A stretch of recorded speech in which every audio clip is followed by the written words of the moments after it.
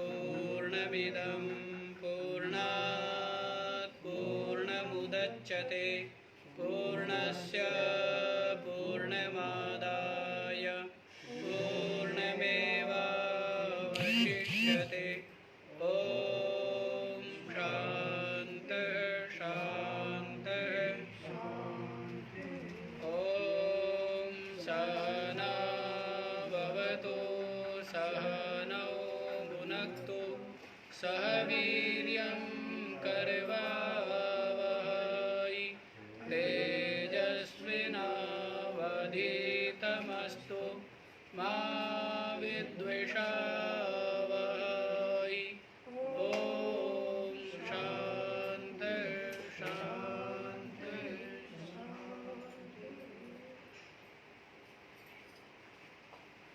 हाँ जी, तो इस प्रकार से अष्टादश अध्याय आरंभ होता है। जो पीछे बीत गए हैं 17 अध्याय, तो उनका सार संक्षेप में इस 18वें अध्याय में आप लोगों के सम्मुख प्रदर्शित किया जाएगा। और 17वें अध्याय में जो अर्जुन का प्रश्न था कि शास्त्र विधि का ज्ञान नहीं है, लेकिन श्रद्धा से युक्त होकर जो पूजन करते हैं तो उनकी क्या निष्ठा है, सात्विकी या राजसी या तामसी, तो क्या उनकी निष्ठा है और क्या उनकी गति है, ये आपको बतला दी गई है। और जो श्रद्धा रहित होकर करते हैं उनका किया हुआ यज्ञ, दिया हुआ दान, किया हुआ तप और किए हुए अन्य और जो कर्म हैं वो सब के सब क्या हो जाते हैं, निष्फल हो जाते हैं। ना तत्प्रेत्य ना इह, ना तो उनका यहाँ से परलोक में ही कोई फल है, ना इस लोक में ही कोई फल है, जो श्रद्धा से रहित किया जाता है। तो इसलिए जो श्रद्धा से युक्त करते हैं तो उनकी बतला दी गई है। और ये भी बतला दिया गया कि जो भी यज्ञ तप दान या कर्म आदि किया जाए तो ओम तत्सत ये बोल देने से जो थोड़ी बहुत अपूर्ति रह गई है वो भी पूर्ण हो जाती है, पूर्ति हो जाती है, पूर्ण माना जाता है। ओम तत्सत। और ओम का बतला दिया है कि जो भी यज्ञ दान आदि क्रिया करते हैं तो पहले ओम वो का उच्चारण करके ही करते हैं। तत् जो भी कर्म करते हैं यज्ञ दान तप आदि, वो तत् परमात्मा के लिए ही, किसके लिए करते हैं, परमात्मा के लिए ही करते हैं। और जो भी यज्ञ दान तप आदि में पहले अधर्म में प्रवृत्त था, धर्म में लगता है, तब कहते हैं सद, अच्छी बात। पहले असद था, अब वो क्या हो गया, सद हो गया। तो जो अविद्यमान है, भविष्य में जो विद्यमान होता है उसके लिए भी सद शब्द प्रयोग करते हैं। और जो शुभ कार्य है तो उसको भी साधु लोग क्या बोलते हैं, विवाह आदि शुभ कार्य को भी क्या कहते हैं, बहुत अच्छा हुआ, सद भाई सद, बहुत अच्छी बात। तो इस प्रकार से यज्ञ में तप में दान में जो स्थिति है उसको भी सद इस प्रकार से कहा जाता है कि सद है, अच्छी बात है। तो इस प्रकार ये बतला देने के पश्चात अब 18वें अध्याय में अर्जुन प्रश्न करता है। क्या प्रश्न करता है तो वो देखिए आप लोग। अथाष्टादशोऽध्यायः अर्जुन उवाच सन्न्यासस्य महाबाहो तत्त्वमिच्छामि वेदितुम् त्यागस्य च ऋषिकेश पृथक् केशिनिषूदन। सन्न्यासस्य महाबाहो तत्त्वम् इच्छामि वेदितुम् त्यागस्य च ऋषिकेश पृथक् केशिनिषूदन। अर्जुन ने कहा। इस प्रकार जब अर्जुन ने सुन लिया और अर्जुन का विभिन्न विषयों को लेकर के जो संशय थे उनका समाधान हो गया।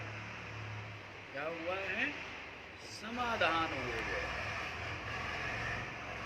तो उसके पश्चात जो है अर्जुन के मन में और भी जो संशय है विशेष रूप से, तो उनको समाधान कराने की इच्छा से अर्जुन प्रश्न करता है। तो क्या कहता है? हे महाबाहो। संबोधन देखो क्या क्या किए। हे महाबाहो, हे ऋषिकेश, हे केशिनिषूदन। कितने संबोधन है? 3 संबोधन। हे महाबाहो, महाबाहु तो आप है। हमारा तो व्यर्थ में ही महाबाहु नाम पड़ा हुआ है। अर्जुन कहता है वास्तव में तो महाबाहु विशाल भुजाओं वाले, क्योंकि विशाल प्रज्ञा संपन्न आप है।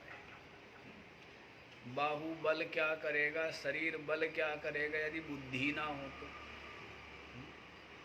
शरीर बल, बाहुबल, धन बल, परिवार बल, कुल गोत्र बल क्या कर लेगा यदि बुद्धि ही ना हो तो? क्या करेगा? कुछ कर पाएगा क्या?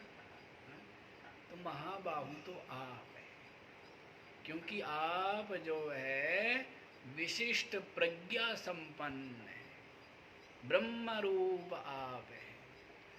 आपकी प्रज्ञा में निरंतर ज्ञानवती है।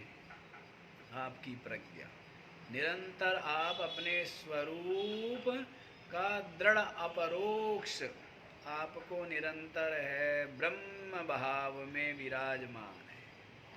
इसीलिए आप क्या हो? महाबाहु। ऋषिकेशा। और क्या बतलाया है? ऋषिकेश। ऋषि का इंद्रियाणाम ईशा इति ऋषिकेश।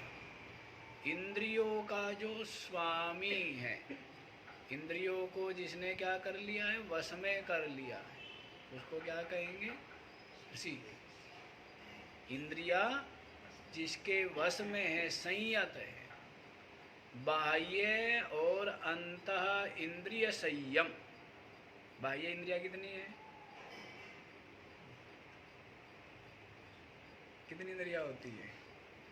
ज्ञानेंद्रिया और कर्मेंद्रिया। 5 ज्ञानेंद्रिया और 5 कर्मेंद्रिया। कितनी हुई? 10 इंद्रिया हुई। और अंतःकरण किसके लिए बोलेंगे? अंतर इंद्रिय। अंतःकरण के लिए मन बुद्धि चित्त अहंकार का विभाग जो है अंतःकरण, ये क्या है? ये अंतर इंद्रिय। बाह्य और अंतर इंद्रिय निग्रह से जो युक्त है उसको क्या कहेंगे? ऋषिकेश। तो हे ऋषिकेश, हे केशिनिषूदना। और केशी नाम का एक जो था दैत्य था, घोड़े के उसमें। वैसे मायावी था तो कभी घोड़े का शरीर धारण कर लेता था और कभी जो है वो और शरीर धारण कर लेता था। तो ऐसा जो वो केशी नाम का दैत्य था, उसका नितांत रूप से सूदन करने के कारण से, मर्दन करने के कारण से उसको मारने वाले आप है। इसीलिए आपका क्या नाम है? केशिनी सूदन। तो हे महाबाहु, हे हृषिकेश, हे केशिनी सूदन, और हे केशिनी सूदन, ये संबोधन किया है।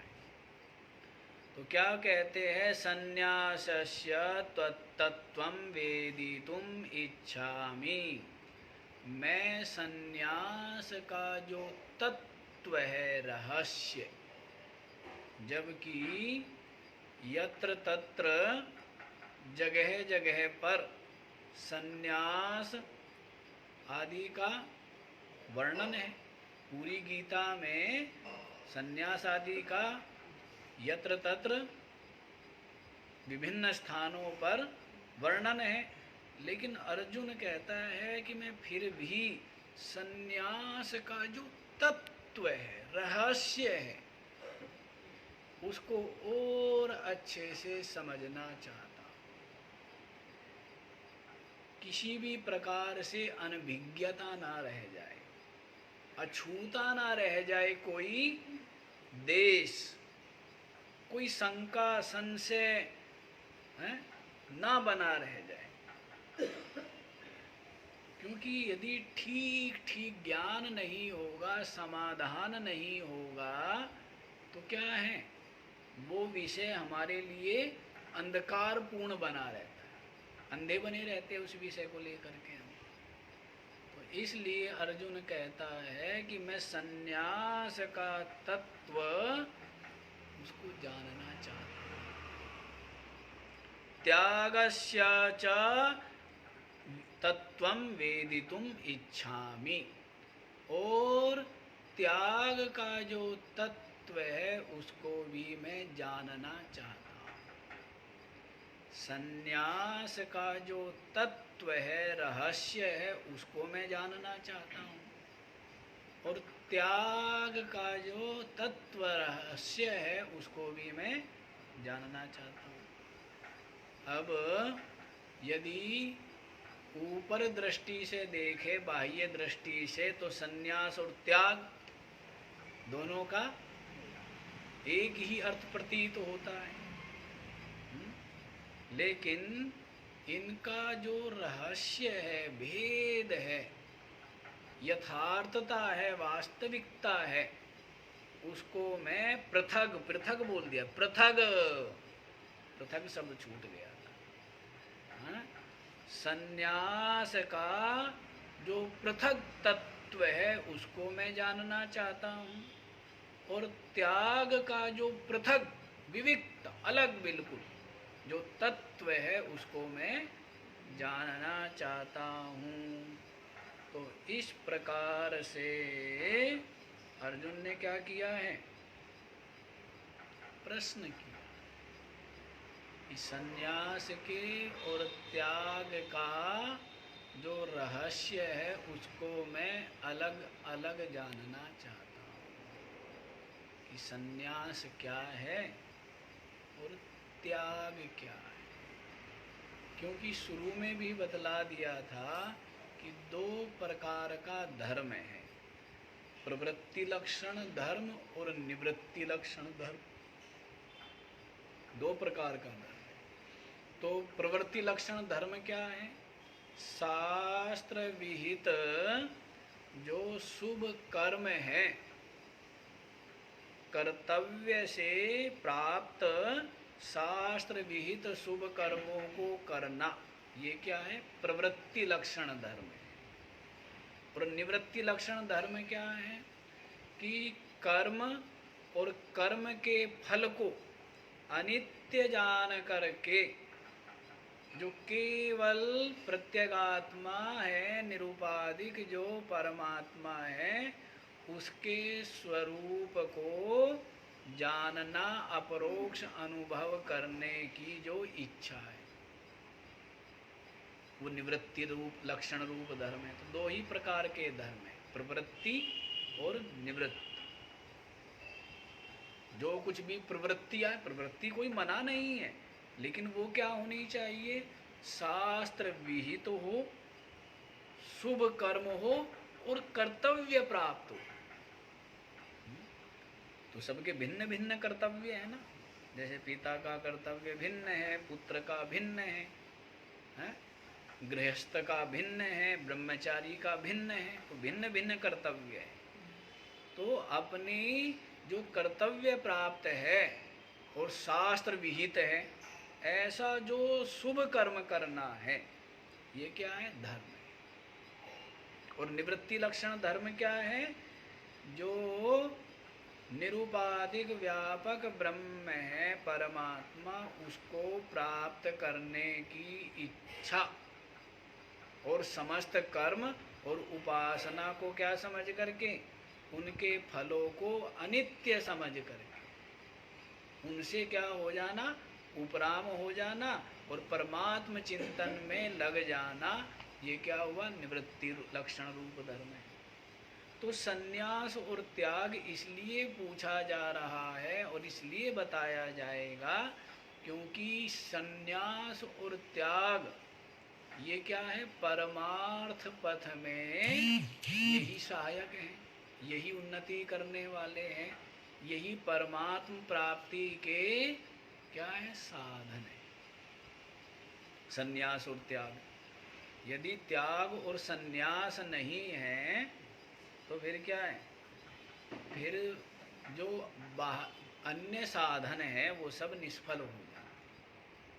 यदि सन्यास और त्याग नहीं है तो देखो इनका जो तत्व है उसको समझिए। आगे वाला श्लोक सुनिए। श्री भगवानुवाच काम्यानां कर्मणां न्यासं सन्न्यासं कवयो विदुः सर्वकर्मफलत्यागं प्राहुस्त्यागं विचक्षणः। काम्यानां कर्मणां न्यासं सन्न्यासं कवयः विदुः सर्वकर्मफलत्यागं प्राहुः त्यागं विचक्षणः। काम्यानां कर्मणां न्यासं, जो काम्य कर्म है, जो क्या है, जिन जिन कर्मों का फल सुना गया है कि स्वर्ग कामो यजेत, तो स्वर्ग की कामना लेकर के, या पुत्र कामो यजेत, तो स्वर्ग और पुत्र आदि की कामना लेकर के जो कर्म किया तो वो क्या हुआ, काम्य कर्म। वो क्या हुआ, काम्य कर्म। तो जो काम्य कर्म है उनका त्याग, समस्त काम्य कर्मों का जो त्याग है उसको ही कवयः सन्यासम विदुः, विद्वानों ने उसको सन्यास कहा है। काम्य कर्मों का त्याग, न्यास को क्या कहा है, सन्यास कहा है विद्वान। सर्व कर्म फला त्यागम, और संपूर्ण जो कर्म है उन कर्मों का जो फल, उसका जो त्याग है उसको बुद्धिमानों ने क्या कहा है, त्याग कहा। समझ आया? काम्य कर्मों का त्याग संन्यास है, कि काम्य कर्म करने ही नहीं है। जितने भी काम्य कर्म हैं उन समस्त काम्य कर्मों का न्यास कर देना, ये क्या है? संन्यास है। त्याग क्या है?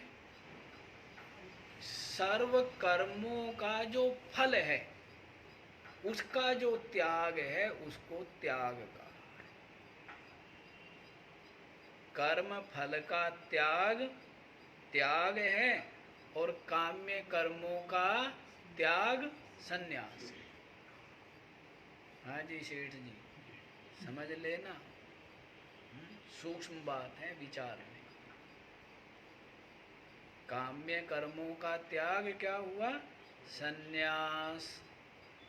और संपूर्ण जो कर्म है, जैसे नित्य कर्म है, नित्य नैमित्तिक जो कर्म है, तो उनका जो फल का त्याग है, कर्म का त्याग नहीं करना है,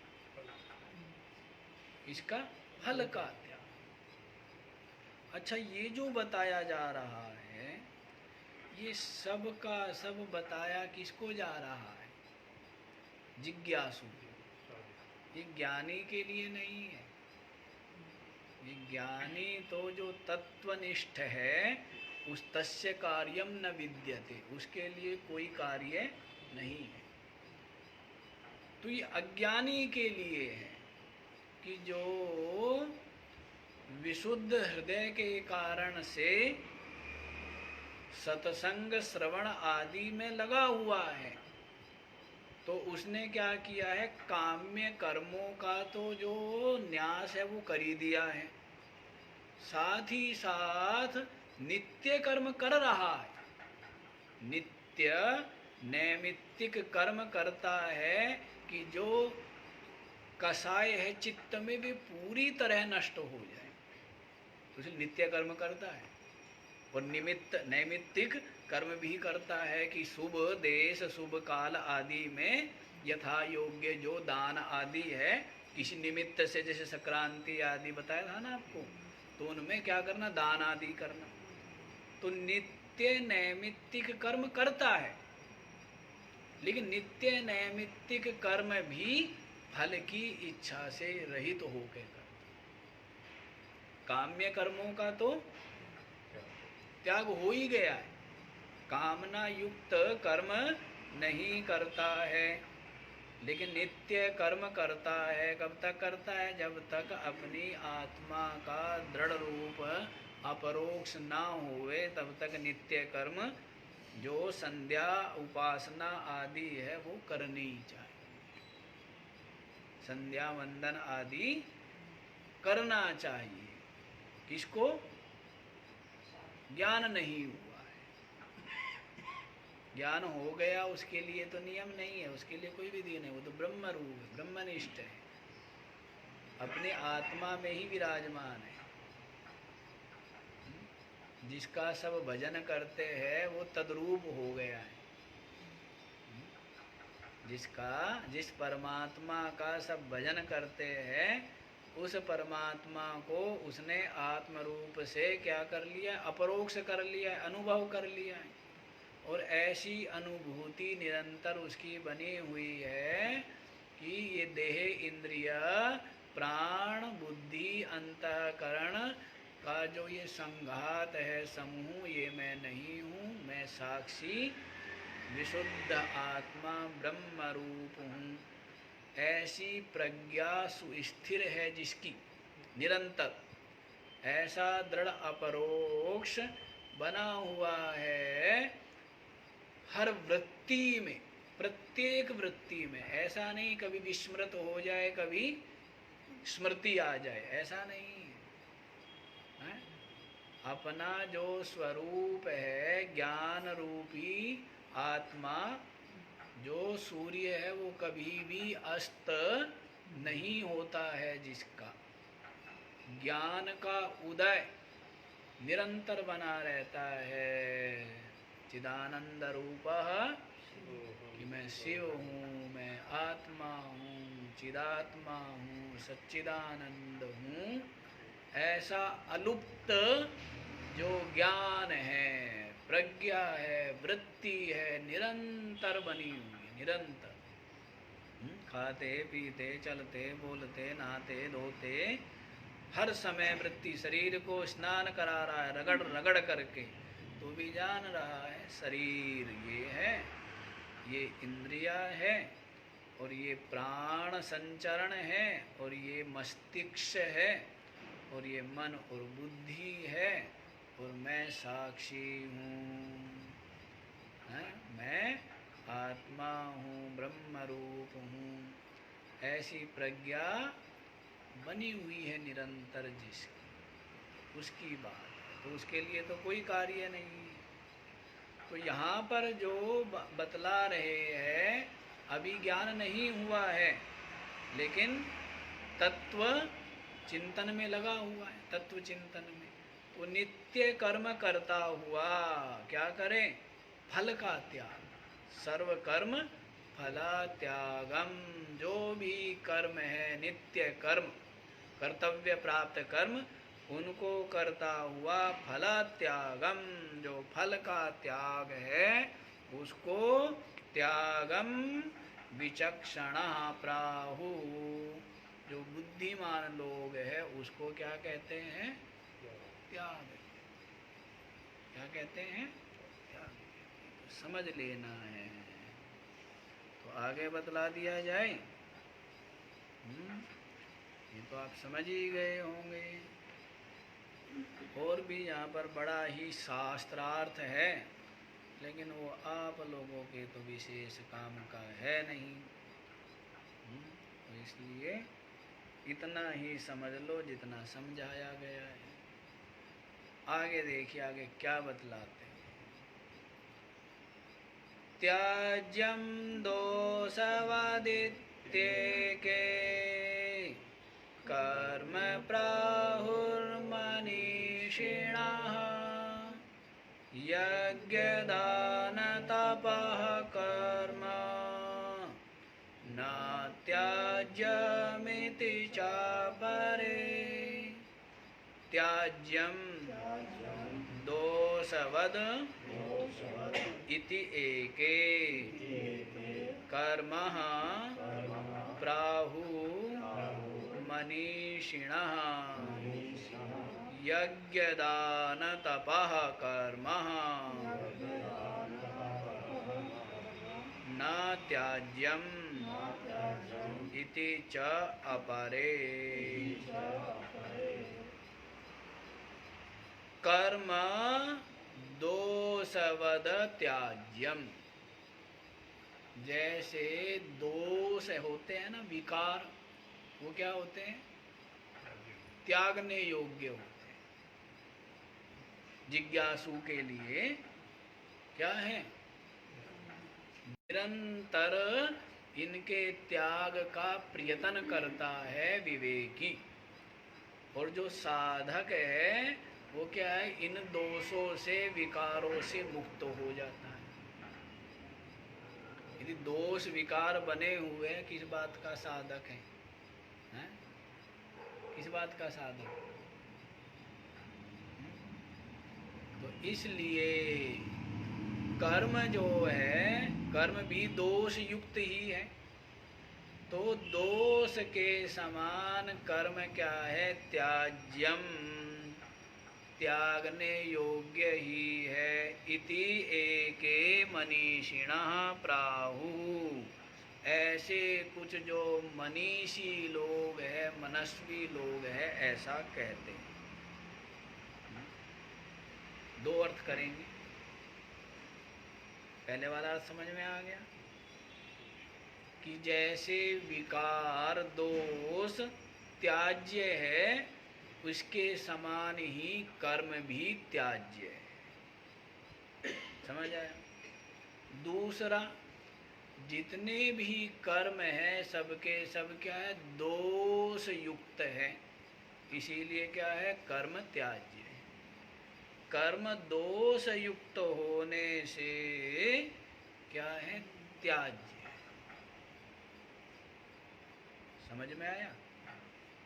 कर्म दोष युक्त, क्योंकि कर्म क्या है? कर्तृत्व भोक्तृत्व रूप से बांधते ही है। जो कर्म है वो कर्तापन से और भोगतापन से क्या करता है? बांधता है ना। अहंकार आदि का आना स्वाभाविक है कर्म से। देहाभिमान क्या होता है? पुष्ट होता है कर्म करने से। अमुक गोत्रोत्पन्नो हम, अमुक फल प्राप्त्यर्थम अमुक कर्म विनियोग करिष्ये, इस प्रकार से। तो उसमें क्या है? कर्तृत्व भोक्तृत्व है ना। कर्ता भोक्ता भाव से युक्त हो तो ही कर्म में प्रवृत्ति होती है। फल की इच्छा लेकर के, और मैं उस कर्म का करता हूँ, ये भाव लेकर के, तभी तो यज्ञ आदि जो भी कर्म है उसमें प्रवृत्ति होगी।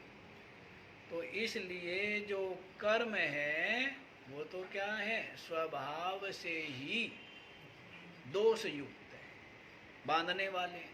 पीछे भी कर्मणा बध्यते जंतु विद्यया च विमुच्यते। स्वभाव है ना कर्मों का, कर्म तो बांधते ही है और ज्ञान से मुक्त होता है। पीछे भी बतलाया था गीता जी में, श्लोक तो स्मरण नहीं आ रहा है अब वो, कि किस प्रकार से जो कर्म है वो तो बांधते ही है। हाँ जी,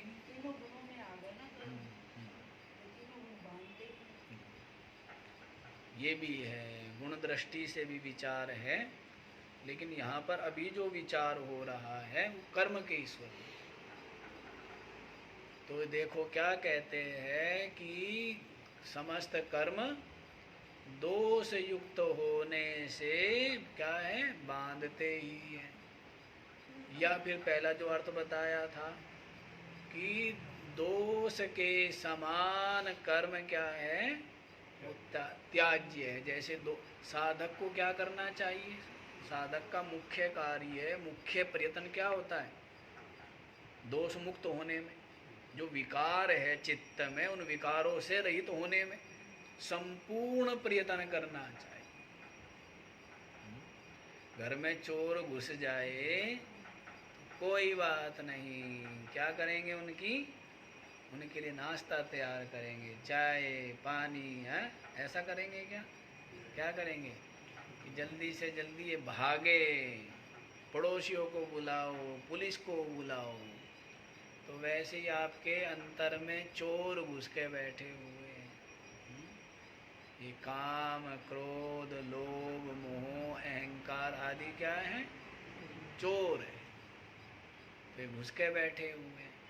मित्रता कर ली चोरों के साथ में, क्या कर ली? मित्रता कर लिया। मित्रता करने से भी तो बड़ा, दुष्टों से मित्रता बड़ी कष्टदायक होती है। कहाँ विपत्ति में पड़ जाए, कोई भरोसा है? दुष्टों के पास उठने बैठने से क्या होगी? विपत्ति विपत्ति है।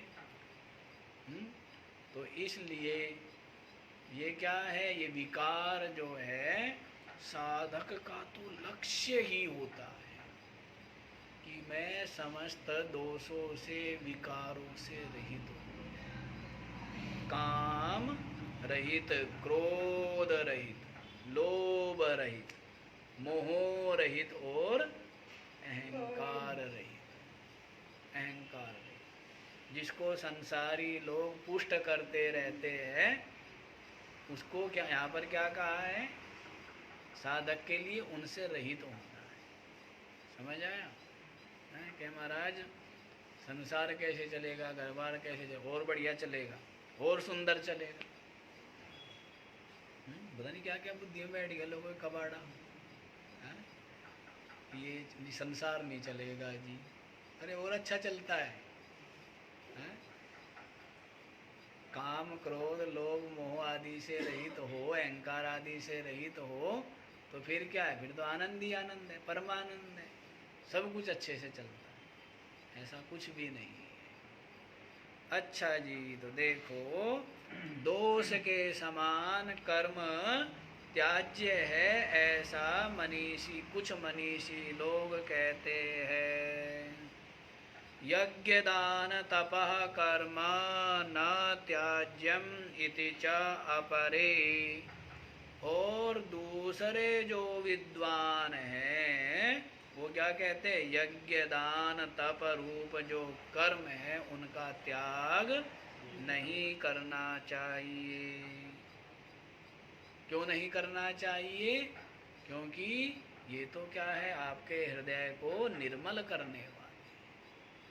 तो यज्ञ तप दान आदि जो है करने चाहिए जिज्ञासु को। ज्ञानी को मत घसीट लेना बीच में।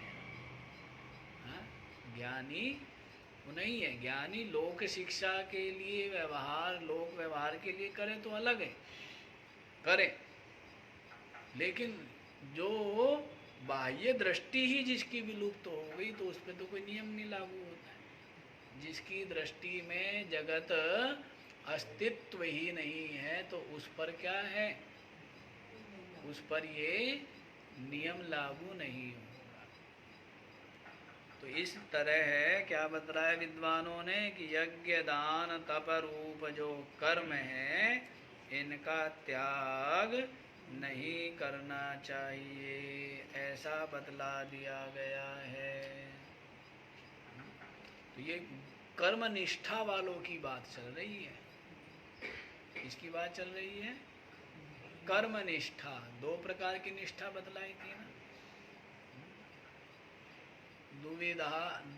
द्विविधा निष्ठा पुरा प्रोक्ता मया नघ, ज्ञान योगेन सांख्यानाम कर्म योगेन योगिनाम। दो प्रकार की निष्ठा बतलाई गई है, कर्म निष्ठा और ज्ञान निष्ठा। क्या बतलाई है? तो ये कर्म निष्ठा वालों के लिए, ज्ञान निष्ठा की तो बात नहीं है। जो ज्ञान निष्ठ हो गए, आत्मनिष्ठ हो गए हैं, उनका ये विषय नहीं है। ये कर्म निष्ठा वालों का ही विषय बतलाया गया है। तो इस प्रकार से ये समझ आ गए आपकी। हाँ जी। तो जो ज्ञान निष्ठ सन्यासी है, गुणातीत है, उसके लिए तो पीछे बता ही दिया है, सर्वारंभ परित्यागी गुणातीतः स उच्यते। जो समस्त कर्मों के आरंभ का परित्याग जिसने कर दिया है वो तो गुणातीत है। क्या है वो? गुणातीत।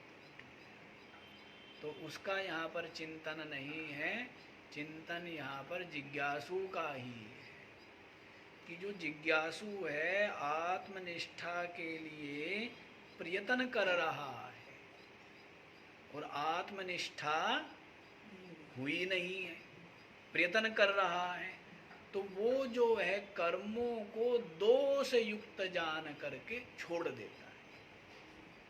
पहले वाला कि कर्मों को दोष युक्त जान करके क्या करता है, छोड़ देता है। दूसरे मनीषी लोग कहते हैं कि नहीं नहीं ऐसा नहीं है भाई, यज्ञ दान तप रूप जो कर्म है वो तो करना ही चाहिए, उनका त्याग नहीं करना चाहिए। तो ये भिन्न भिन्न स्थितियाँ, ठीक है ना, भिन्न भिन्न कक्षाएं। जो अत्यंत वैराग्यवान है, परम वैराग्यवान है, तो उसने कर्म छोड़े, छूट गए उसके तो वो तो क्या है, निरंतर आत्मचिंतन में लगा हुआ है, आत्मनिष्ठा पाने के लिए। आत्मनिष्ठा पाई नहीं है, आत्मनिष्ठा पाने के लिए निरंतर आत्मचिंतन में लगा हुआ है, इसी कारण से कर्म छूट गए हैं। जैसे राम जी के छूट गए। राम जी ना स्नान, ना संध्या, ना कोई और, वैराग्य इतना प्रबल है, तो इसलिए क्या है, उनके कर्म सब छूट गए। लेकिन जिनको इतना वैराग्य नहीं है और जो तत्व चिंतन में लगे हुए हैं तत्व प्राप्ति भी चाहते हैं, लेकिन अभी तत्व चिंतन या तत्व निष्ठा में स्थिति नहीं हो रही है, तो उनको यज्ञ दान तप रूप जो कर्म है वो यथा योग्य करने ही चाहिए। तो इस प्रकार से विभाग कर दिया गया। समझ आ गया? ये क्या हुआ? विभाग पूर्वक बतला दिया गया है। अब भगवान श्री कृष्ण बतला रहे हैं। क्या बतलाते हैं? तो देखो कितने, कौन सा श्लोक चलेगा है जी? तीसरा हो चुका है, चौथा चलेगा। निश्चयं शृणु मे तत्र त्यागे भरत सत्तमा, त्यागो हि पुरुष व्याघ्र त्रिविधः संप्रकीर्तितः।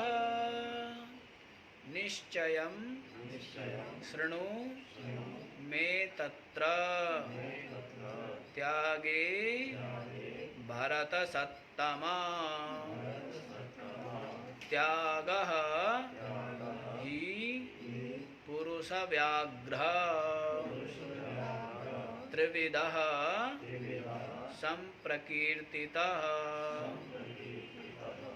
हाँ जी, निश्चय क्या है? तो निश्चय की आकांक्षा होने पर बतलाते हैं। क्या बतलाते हैं? निश्चयं शृणु मे तत्र, हे भरत सत्तमा। क्या बतलाते हैं? हे भरत सत्तमा, तुम्हारा जो ये भरत वंश है इसमें अनेकों साधु पुरुष हुए। भरत वंश में अनेकों साधु पुरुष त्याग वैराग्य निष्ठ हुए। त्याग वैराग्य के भाव से प्रजा का पालन किया है, बड़े बड़े संयमी हुए हैं। अब तो राजा बन जाने का मतलब क्या है?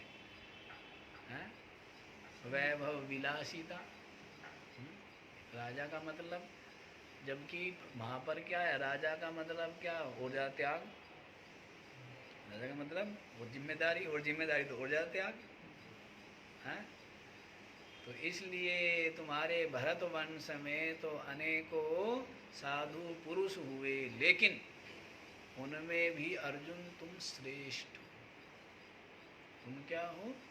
तुम्हारा हृदय विशुद्ध है। तुम्हारे हृदय में किसी प्रकार की कुटिलता, किसी प्रकार का तुम्हारे अंदर माया नहीं है, छिपाव नहीं है, दुराव नहीं, कुटिलता नहीं है। तुम बिल्कुल सरल हृदय हो। क्या हो? यही तो कमाई है जीवन की। लोग समझते हैं धन की कमाई, पद की, ये कोई कमाई थोड़े ही है। ये तो सब कमाइयाँ यहीं पर रह जाती है, हैं? और जान आफत में आती है व्यक्ति की बिना बात। हैं? धन ना हो तो भी दुखी, हो जाए तो सुखी है, तो और ज़्यादा दुखी। कहाँ संभालूं, कहाँ रखूं, कहाँ छिपाऊं, कैसे बचाऊं, हैं? किसको दूं, किसको ना दूं, बड़ा झंझट झगड़े। क्यों सेठ जी? कई दिन खराब हो जाते हैं। कैसे कैसे विभाग किए जाए। विभाग करना, बांटना बड़ा टेढ़ा काम है, नहीं टेढ़ा काम है। हाँ, अलग अलग सोच। जब मैं पहले की बात बताता हूँ, मेरे को बड़ी चीज़ें दिक्कत होती है बांटने बूटने वाले काम में, इसलिए मैं कभी नहीं घुसता था। तो मैं तो ये सोचा करता था कि जैसे मैं विरक्त साधु हूँ, कोई प्रसाद मिला, मेरे पास कोई प्रसाद लेके नहीं आएगा, हैं? क्यों? प्रसाद पहले लाओ फिर उसे बांटो। बांटने वाला काम बड़ा टेढ़ा काम है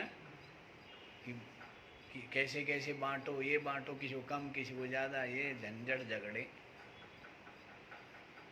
उस समय की मैं सोचता था, जब मैं पढ़ता था, मैं सोचता ना भाई, मैं जैसे रहूँगा जंगल में या कुटिया में, हैं?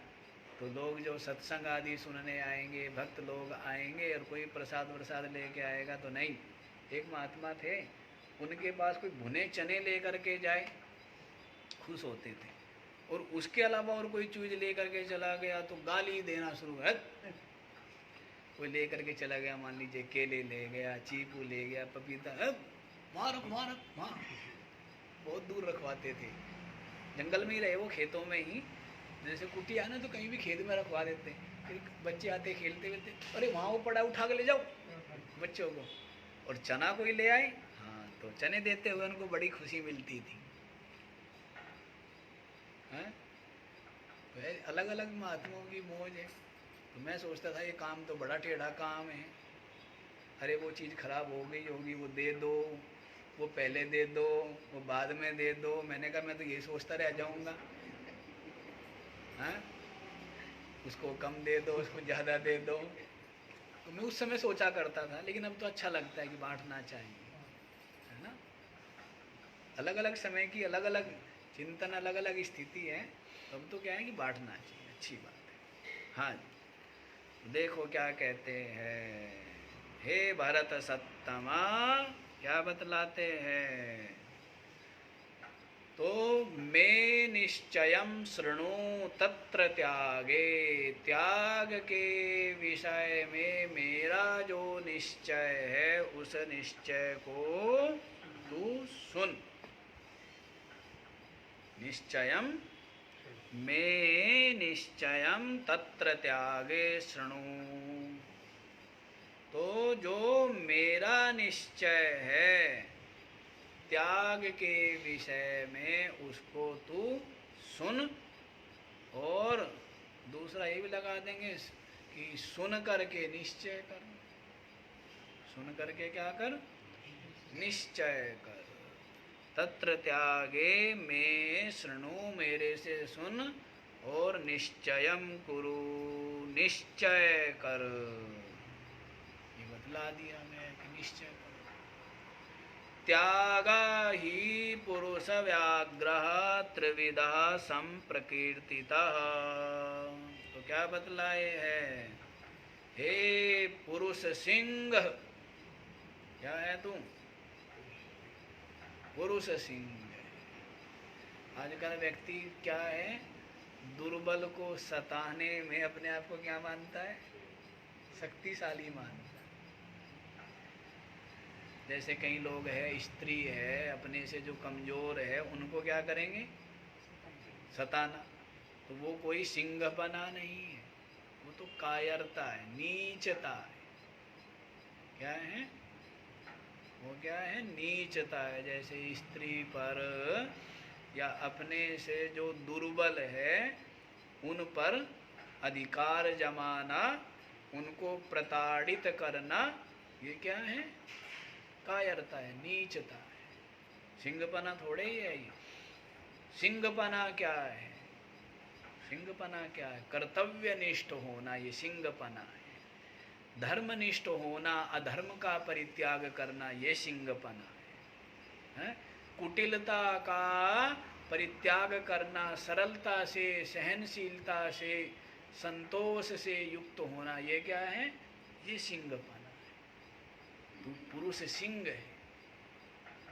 संयम, सदाचार, कर्तव्य निष्ठा, अधर्म का त्याग, यही क्या है, यही पुरुषत्व है।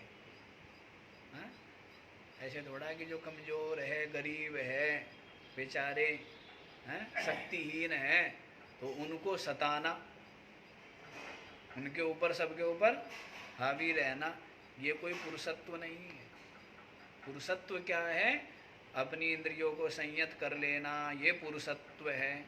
सदाचार में लगना और दुराचार से विमुख रहना, दुराचार का परित्याग करना, ये क्या, ये पुरुषत्व है। धर्मनिष्ठ होना, अधर्म का त्याग, ये पुरुषत्व है।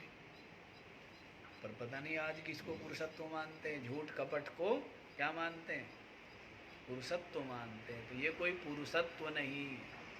तो अर्जुन को कह रहे, हे पुरुष व्याघ्र, हे पुरुष सिंह। यहाँ पर तो सिंहों का ही काम है, अध्यात्म में कौन चल सकता है, कायर या सिंह? अर्जुन को तो शुरू में ही कह दिया है, क्लैब्यम मां स्मा गमः पार्थ। अरे तू सिंघनी का बालक हो करके, पार्थ का है प्रथा कुंती, तू सिंघनी का बालक हो करके क्या बन गया, कायर बन गया। तो मां क्लैब्यम स्मा गमा, तू क्लैब्यता को मत प्राप्त हो। क्या बोला है, क्लैब्यता का परित्याग कर। तो उसी बात को यहाँ पर भी बतला रहे हैं कि तू क्या है, पुरुष सिंह है। हे पुरुष व्याघ्र त्याग ही माने यस्मात् त्रिविधः संप्रकीर्तितः।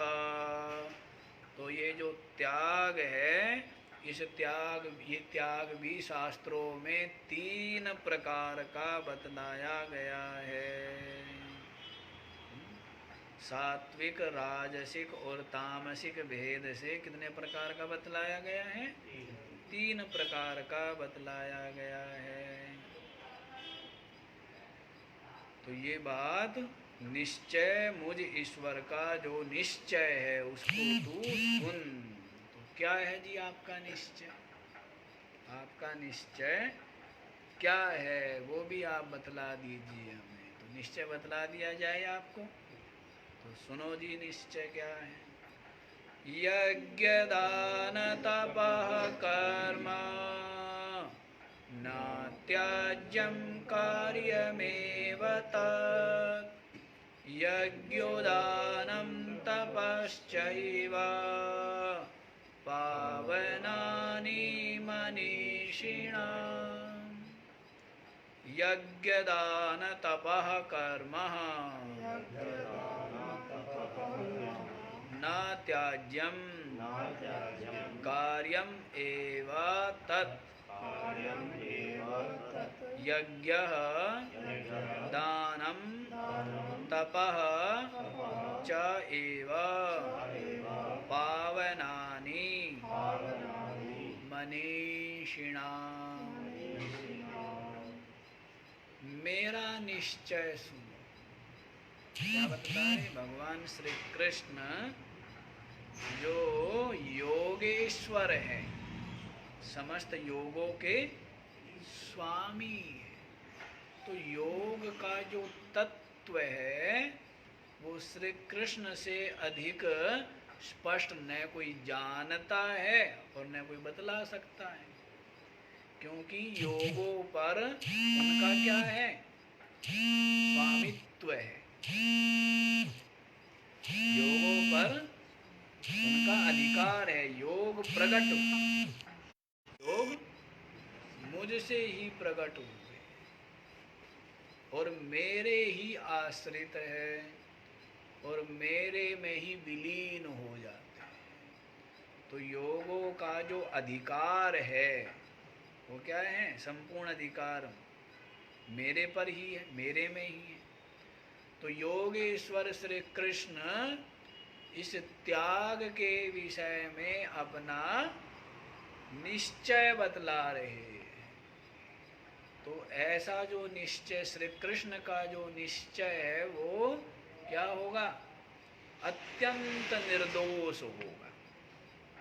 क्या होगा, उसमें कोई दोष, महापुरुषों का जो निश्चय होता है, महापुरुषों का जो उपदेश या वचन होता है वो अत्यंत निर्दोष होता है। क्यों, ना तो उसमें कोई स्वार्थ है, ना कोई लोभ है, ना कोई लाभ है, ना कोई कामना है।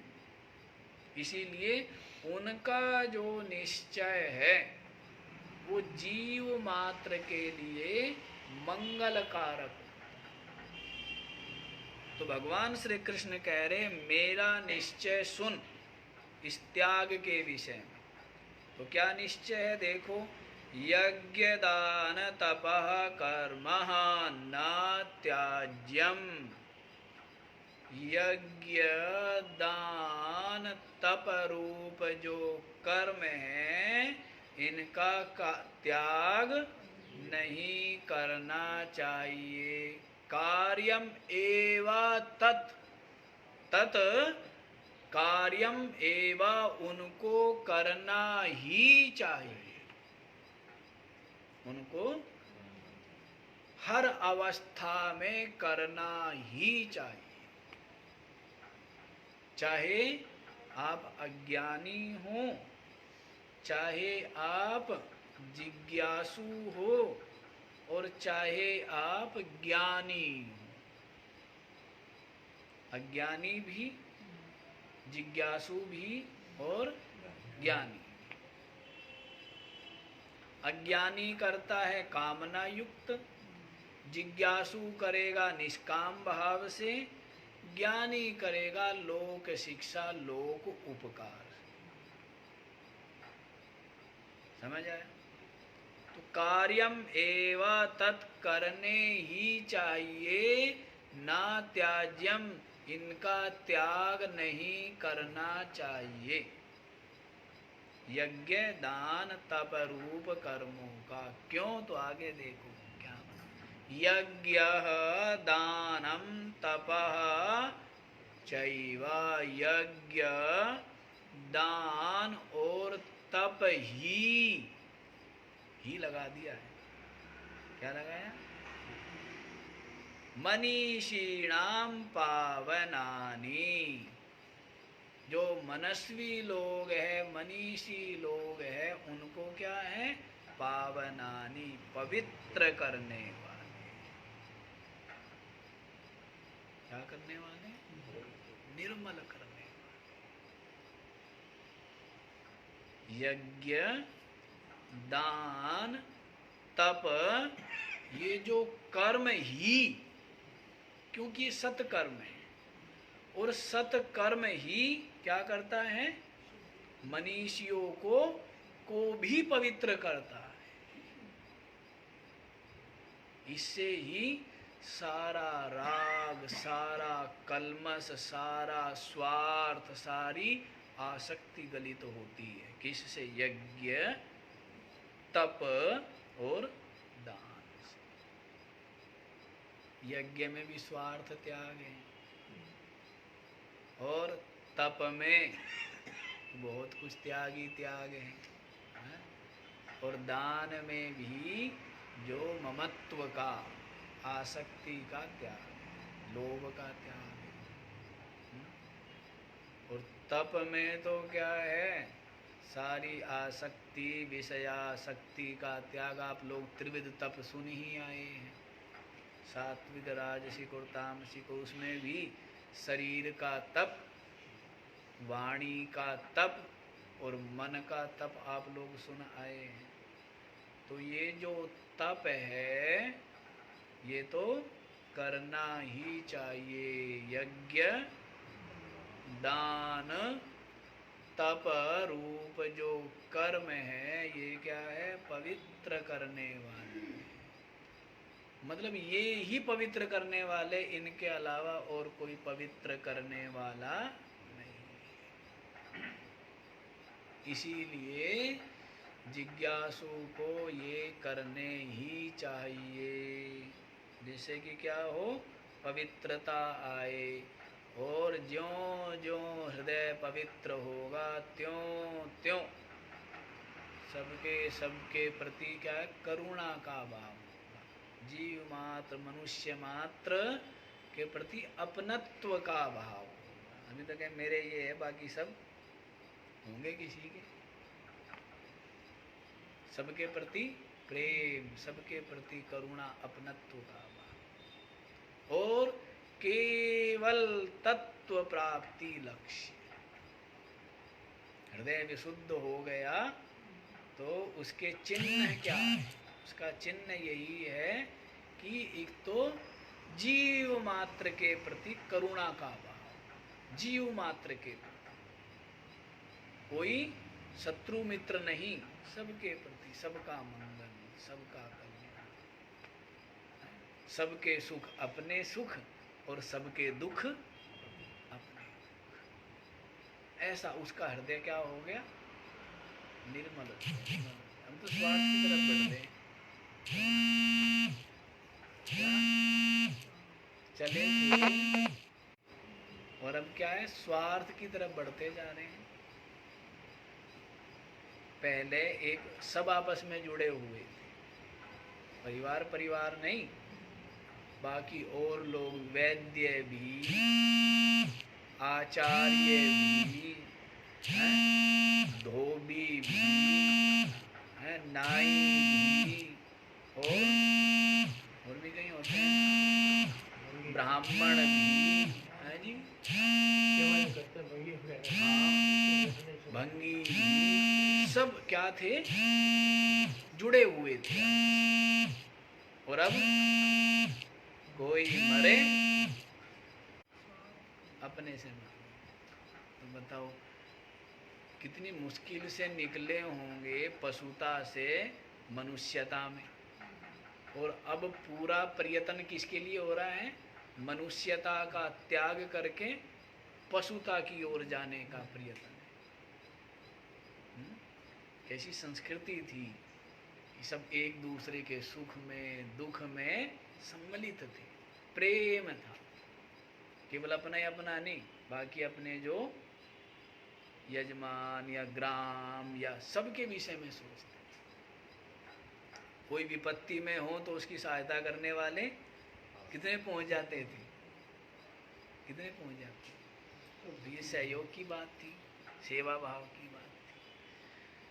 हाँ जी, तो देखो क्या कह रहे, यज्ञ दान और तप जो है ये पवित्र करने वाले हैं मनीषियों को भी, इसीलिए इनका कभी त्याग नहीं करना चाहिए। भगवान श्री कृष्ण का निश्चय है कि इनको अवश्यमेव करना चाहिए, क्योंकि यही अंतःकरण की विशुद्धि रूप जो संसिद्धि है उसको देने वाले हैं। और अंतःकरण निर्मल हो गया तो तत्व प्राप्ति में फिर देर थोड़ा रहती है।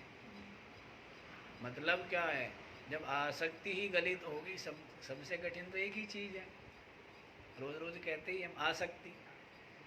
जब सारी आसक्ति गलित हो गई तो जगत का मिथ्यात्व निश्चय करना भी कठिन काम नहीं रहा, और आत्मा की ब्रह्म रूपता का निश्चय और बोध भी कठिन कार्य नहीं रहा। कठिन है आसक्ति, और आसक्ति भी किनको होती है, जो बेचारे तिनका तिनका तिनका तिनका जोड़ते हैं, तो क्या रहेगी,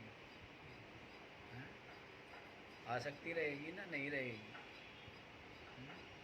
आसक्ति ऐसी हो जाती है। आप ये देखोगे थोड़ा सा तो भेद, आजकल के जो बूढ़े हैं, बूढ़ों को आसक्ति ज़्यादा है वस्तुओं से, अब वालों को हैं, क्योंकि उसने बेचारे ने गाड़ी खरीदी थी, बूढ़े ने बड़ी मुश्किल से जोड़ जोड़ जोड़ जोड़ जोड़ जोड़, अब उसको तो उससे मोह है। अब बच्चे को क्या है, उन्होंने तो क्या है, किसी से लूट लिए सीधे ही 10 लाख, दूसरे से लूट लिए 20 लाख, और गाड़ी ले आए 50 लाख की। तो लूट लिया ना उन्होंने, तो लूटने मतलब परिश्रम नहीं करना पड़ा, मेहनत नहीं करनी पड़ी है, एक एक जोड़ना नहीं पड़ा, सीधे ही आ गए और सीधा। तो इसलिए उनको उस गाड़ी को से भी कोई विशेष उनको हाँ बदलने में कोई देरी, और बूढ़ा वो होगा कहना भाई ये नहीं, ये तो यहीं रहेगी, क्योंकि तिनका जोड़ा है उसका। अच्छा जी, बाकी का विचार कल करेंगे, आज इतना ही। ओम